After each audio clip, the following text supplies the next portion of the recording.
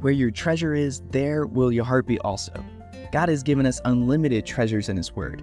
Every time we open it, we can discover a new treasure or admire an old one. What will we find today? Here's Carla Early with Treasure Hunt in the Word. What do you fear? What do you worry about? What do you become anxious about? Whatever it is, God says don't.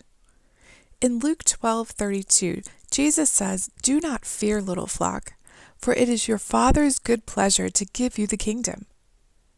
Now we've talked about before, do not fear is a frequent command from God. So fear is a sin.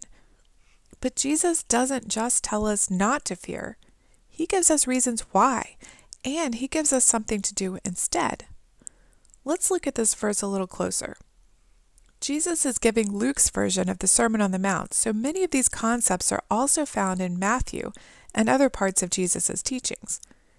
In this one verse, Jesus gives us 3 reasons not to fear, and they're all tied to who God is and who we are in Him.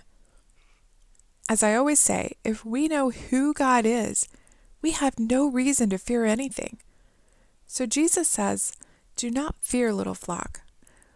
We're His little flock, His sheep. Yes, sheep are dirty, smelly, and all around not very smart. But being His sheep, His precious little flock, reminds us that He is our shepherd. We've talked about all that entails. He knows us intimately, and we know Him. He leads us, guides us, protects us, makes sure that we have all we need to flourish. And He gives His life for us. As Psalm 23 says, "Though I walk through the valley of the shadow of death, I will fear no evil, for you are with me."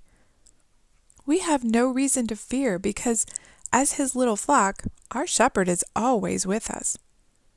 What other reasons does this verse give? He says, "Do not fear, little flock, for it is your Father's good pleasure to give you the kingdom." He reminds us that God is our Father, which means that we are His beloved children, His sons and daughters. He loves us as a father. A good father loves his children.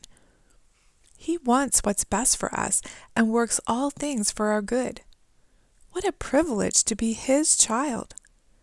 Having the loving care of our Father should keep us from being fearful, worried, or anxious. Then the last part of this verse says, "It is the Father's good pleasure to give you the kingdom." This reminds us that our Father and Shepherd is also the King, and not just a normal kingdom. He's sovereign over all things, every detail. And we are citizens of His perfect and holy kingdom, not just citizens, but princes and princesses. So let me back up a verse. Luke 12:31 comes at the end of a section that Jesus is telling us not to be anxious about what the world gets all worked up about.